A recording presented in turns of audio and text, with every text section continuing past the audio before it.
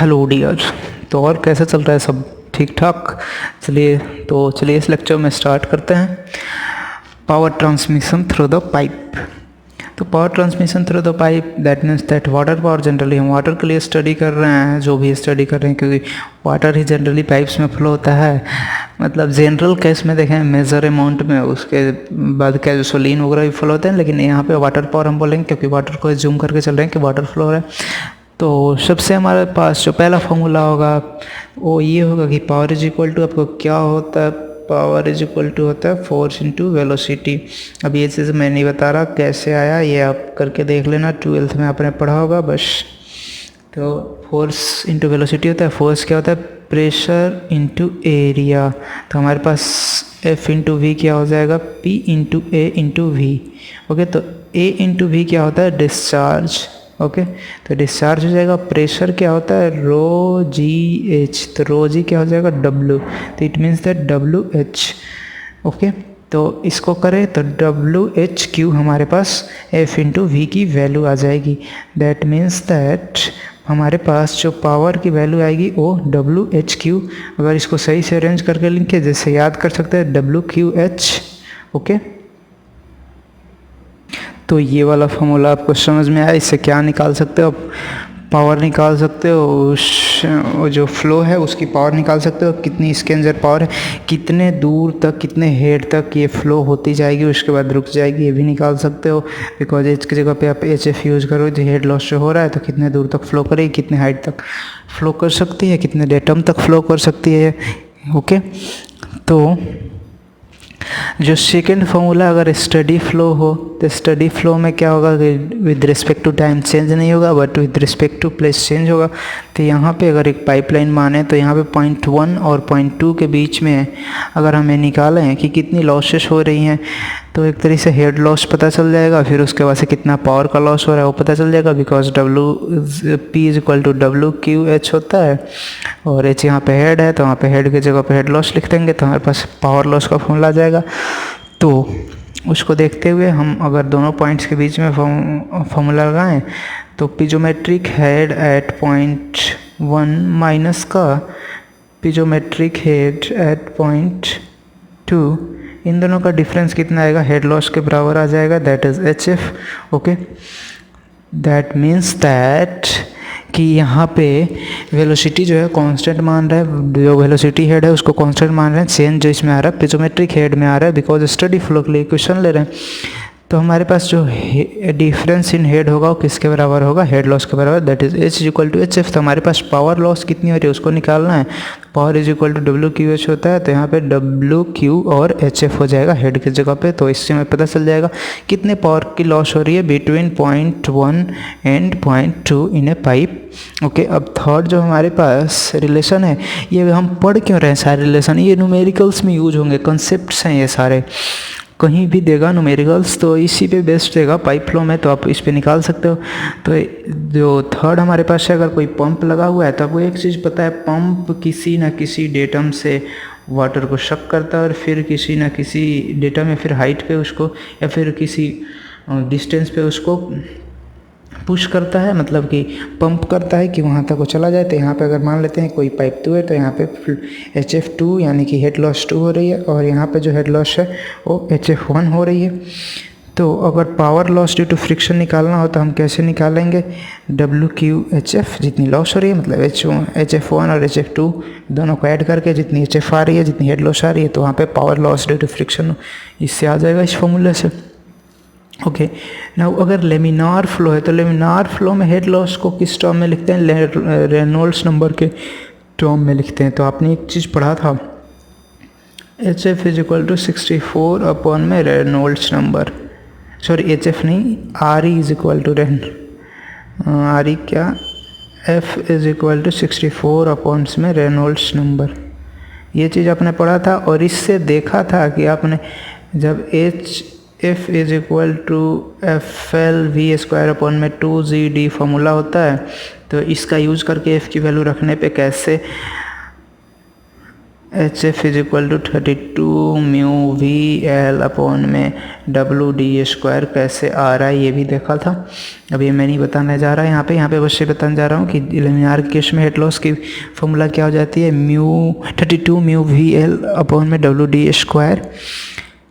तो अगर इसको हमें वेलोसिटी को अगर हम डिस्चार्ज के टर्म में लिखना चाहें तो मतलब एक फाइनली हम क्या कर रहे हैं, पावर को चाह रहे हैं बताना कि डिस्चार्ज के प्रोपोर्शनल है या फिर डिस्चार्ज स्क्वायर के प्रोपोर्शनल होगा इसी को। तो वेलोसिटी को अगर हम डिस्चार्ज के टर्म में लिखें तो आपको एक चीज़ पता है, डिस्चार्ज इज इक्वल टू क्या होता है, एरिया इंटू वेलोसिटी। तो वेलोसिटी क्या हो जाएगा, डिस्चार्ज अपॉन में एरिया, तो यहीं तो यहाँ लिखा है, यहाँ पे वी है उसको रिप्लेस कर दिया है, डिस्चार्ज अपॉन में एरिया और सर्कुलर सेक्शन है तो π/4 अपॉन में डी स्क्वायर, एरिया से रिप्लेस किया है। तो फाइनली इसको सॉल्व करने के बाद हम कुछ इस तरीके के कंक्लूजन पे पहुँचे हैं कि हमारे पास जो हेड लॉस होगा वो डायरेक्टली प्रोपोर्शनल होगा डिस्चार्ज के। इस इक्वेशन से आपको पता चल रहा है। ओके, तो हेड लॉस होगा डायरेक्टली प्रोपोर्शनल होगा डिस्चार्ज के। बट जो पावर होता है उसमें तो ऑलरेडी एक डिस्चार्ज होता है, that is WQHF power loss के फॉर्मूले में। तो Q तो एक ऑलरेडी है और ये HF भी Q के प्रोपोर्शनल है। दैट मीन्स दैट जो पावर होगा directly proportional to Q square, मतलब डिस्चार्ज स्क्वायर के प्रोपोर्शनल होगा पावर लॉस जो होगा। पावर में जो लॉस होगा वो डिस्चार्ज के स्क्वायर के प्रोपोर्शनल होगा। जैसे जैसे दिख रहा है डिस्चार्ज इंक्रीज होते जाएगा तो पावर लॉस भी उसके स्क्वायर टर्म्स में इंक्रीज होगा। ओके, और तो एक अब यहाँ पे हम निकालना चाहें कि मैक्सिमम पावर के लिए कितना हेड लॉस होना चाहिए, तो उसके लिए सबसे पहले कुछ कंसेप्ट समझते हैं, फिर कुछ इक्वेशंस बनाते हैं। तो हमारे पास कोई एक रिजर्वॉयर है और ये इस पाइप में फ़्लो हो रहा है रिजर्वॉयर से। तो यहाँ पे हम कंसीडर करते हैं कि ये रिजर्वॉयर है जो कि H इसकी हेड है। ओके, और यहाँ पे जो इनपुट, जहाँ पे यहाँ पाइप में इनपुट हो रहा है फ्लूइड, मतलब जस्ट रिजर्वॉयर से निकल के पाइप में गया, तो वहाँ पे कोई इसकी पावर जो है WQH है, यानी H हाइट है, यहाँ पे हेड है तो WQH यहाँ पे इसकी पावर हो गई इस वाटर की, अगर इसमें वाटर है तो। नाउ इस पाइप लाइन में जो है हमारा HF हेड जो है लॉस हो गया due to viscous friction. Okay, तो अगर फाइनली जहाँ पे फ्लूइड बाहर निकल रहा है वहाँ पे माने तो HF लॉस हो गई हमारी, H हेड थी तो हमारे पास कितना इफेक्टिव हेड बचा, H माइनस HF, जो कि मैंने ग्रीन पेन से यहाँ पे लिख रखा है, आप समझ सकते हो। ओके, तो हमारे पास आउटपुट पावर कितनी बची यहाँ पे, ये बची रो जी, और इफेक्टिव हेड कितना था H माइनस HF, यहाँ पे माइनस होगा, मैंने गलती से प्लस लिख दिया, तो यहाँ पे WQ और H माइनस HF होगा। ओके, नाउ अगर ये हमारा जो आउटपुट है यहाँ पे अगर हम कंसीडर करें कि अगर नोजल लगा होता और कोई ये टरबाइन के ब्लेड्स पे नोजल अपना जो है वाटर छोड़ा होता, मतलब कि वाटर डायरेक्ट उसकी जेट फ्लो रहते हुए टरबाइन ब्लेड्स पे, तो हमारे पास हेड जो इफेक्टिव हेड यहाँ पे बचा है H माइनस HF, वो किस में वेलोसिटी हेड में कन्वर्ट हो जाता, वेलोसिटी ऑफ द ब्लेड में। ओके, नाउ तो अगर पावर थ्रू पाइपलाइन हम पढ़ें कि इफेक्टिव पावर हमें कितना मिल रहा है एट आउटपुट, तो ये मिल रहा है WQH माइनस HF। ओके, तो अगर हमें निकालना हो मैक्सिमम पावर, मतलब जो इक्विवेलेंट पावर बच रहा है आफ्टर हेड लॉस, तो वो मैक्सिमम हो गया निकालना in terms of head loss के टर्म्स में कितना हेड लॉस हो कि हमारे पास जो इफेक्टिव पावर बच रहा हो मैक्सिमम हो, या फिर जो पावर लॉस हो रहा है मिनिमम हो। तो उसके लिए क्या करेंगे, हम पावर को डिफ्रेंशिएट करेंगे विद रिस्पेक्ट टू डिस्चार्ज और उसको फिर जीरो की इक्वल पुट करेंगे, जो फाइनली इक्वेशन आएगा तो वो हमारे पास बच जाएगा कि कितना हेड लॉस हो, सो दैट हमारा जो पावर हो मैक्सिमम हो, जो इफेक्टिव पावर बच रहा है आउटपुट पे वो मैक्सिमम हो। तो उसके लिए ही हमने इक्वेशन बनाया था, power is equal to WQ और H माइनस HF वाला सारा डायग्राम वगैरह कंसीडर करके, जो कि मैं पहले बताया था। तो हमारे पास ये पावर जो है यहाँ पे WQ और H minus HF head loss के टर्म में तो है ही, फिर इसको हम चेंज करेंगे एक बार और फिर से वापस हेड लॉस के टर्म में लिखेंगे, क्योंकि हमें फाइनली यही तो बताना है कि हेड लॉस कितना हो सो देते हमारा इफेक्टिव पावर मैक्सिमम हो। तो पहले इसको चेंज करेंगे बिकॉज ये डिस्चार्ज के टर्म में नहीं है और हमें पावर को डिस्चार्ज के टर्म में डिफ्रेंशिएट करना है। तो क्या करेंगे, HF को जो हेड लॉस है उसको डिस्चार्ज के टर्म में, इसकी फॉर्मूला क्या होती है, ये होती है FL_V² अपॉन में 12.1 और D⁵ अभी तक तो ये आपको याद हो जाना चाहिए, शुरू से आप लेक्चर अगर देख रहे होंगे मेरा तो आपको हेड लॉस के सारे फॉर्मूले याद हो जाना चाहिए। 32 μVL अपॉन में WD² वाला भी ना हो। तो हमारे पास पावर की जो फॉर्मूला है WQ और H माइनस HF की जगह पे ये वाली उसकी फॉर्मूला।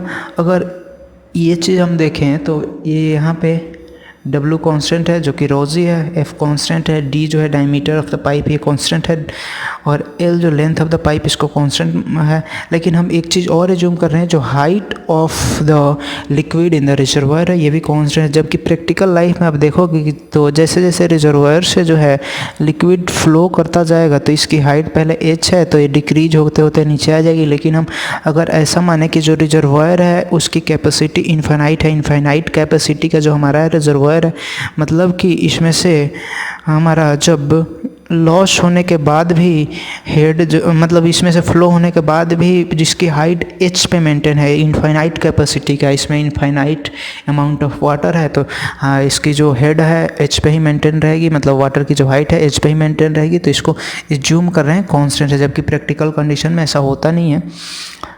तो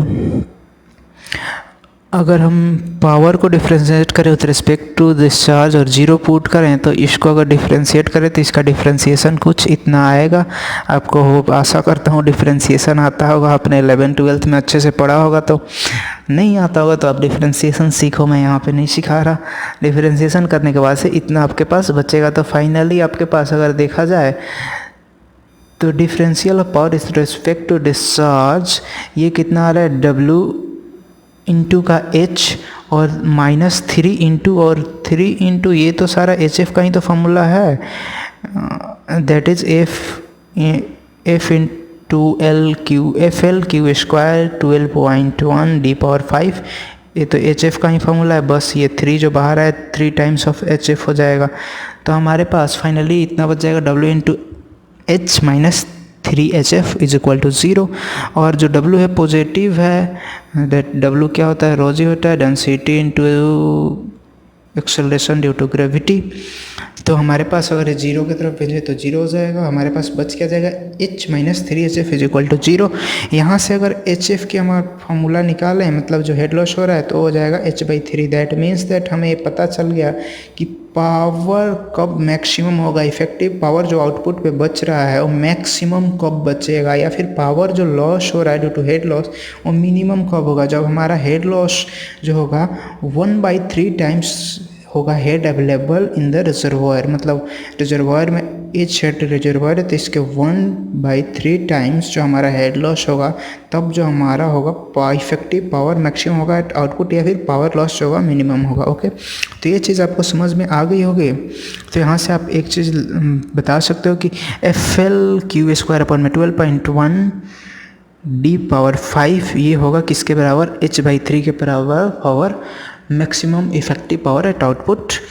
तो ये F कांस्टेंट है, लेंथ पे तो डिपेंड कर नहीं रहा है, पाइप की लेंथ हम कांस्टेंट ले रहे हैं और डायमीटर यूनिफॉर्म है, बस ये किस पे Q² पे डिपेंड कर रहा है, वहीं तो बता रखा था डिस्चार्ज पे डिपेंड कर रहा है। तो आगे चल के पावर और डिस्चार्ज के बीच में हम ग्राफ भी देखेंगे, बिकॉज जो मैक्सिमम पावर है डिस्चार्ज पे डिपेंड कर रहा है ना। अगर मैक्सिमम एफिशिएंसी के लिए हम कुछ निकालें तो एफिशिएंसी ऑफ पाइप क्या होगा आपको पता है, आउटपुट पावर अपॉन में इनपुट पावर। तो आउटपुट पावर आपको कितना मिल रहा था, आउटपुट पावर मिल रहा था WQ और H माइनस HF, और इनपुट पावर अपने आप दे रहे थे WQH। ओके, तो अगर एफिशिएंसी का फॉर्मूला हमारे पास देखें तो एफिशिएंसी इज इक्वल टू हो जाएगा H माइनस HF अपॉन में H। ओके, अगर मैक्सिमम एफिशिएंसी के लिए देखें तो HF की वैल्यू कितनी होगी, H/3 होती है for maximum power output. That means that maximum efficiency भी मैक्सिमम पावर आउटपुट पे आएगी। तो हमारे पास मैक्सिमम एफिशिएंसी निकालना हो तो H माइनस H/3 अपॉन में H, और परसेंट में करना हो तो इसको 100 से मल्टीप्लाई कर दो तो ये फाइनली कट आ गया हमारे पास। कितना बच जाएगा, जैसे 2 यहाँ पे ये इक्वेशन जो होगा इस टाइप से हो जाएगा, 2/3h अपॉन में h कट जाएगा, इंटू का 100 है, that means that 2/3 into h। अब इसको सॉल्व करोगे तो आपके पास 66.6% जो है मैक्सिमम एफिशिएंसी आएगी। That means that maximum efficiency pipe flow की कितनी हो सकती है, 66.6%। तो ये डायरेक्ट आपको एमसीक्यूज में पूछता है कि हेड लॉस कितनी होनी चाहिए फॉर मैक्सिमम पावर आउटपुट। तो आपको डायरेक्ट बताना है कि हेड लॉस जो है h/3 होनी चाहिए, और h क्या है, head available in the reservoir. Okay, अब हमारे पास जो है ग्राफ देखे पावर और डिस्चार्ज के बीच। तो पावर क्या होता है, डिस्चार्ज स्क्वायर के प्रोपोर्शनल होता है। ओके, तो जैसे जैसे डिस्चार्ज की वैल्यू बढ़ती जाएगी उसके स्क्वायर टाइम्स पावर की वैल्यू बढ़ती जाएगी। एक मैक्सिमम पॉइंट रीच होगा और वहाँ से फिर डिस्चार्ज की वैल्यू डिक्रीज होगी। जैसे मतलब डिस्चार्ज की वैल्यू जैसे जैसे इंक्रीज होगी तो उसके स्क्वायर टाइम्स में पावर की वैल्यू डिक्रीज होगी मैक्सिमम पावर के बाद। ठीक है, तो आशा करता हूँ ये ग्राफ आपको समझ में आया होगा और ये पूरी लेक्चर समझ में आई होगी। तो इस लेक्चर में इतना ही। Now thank you.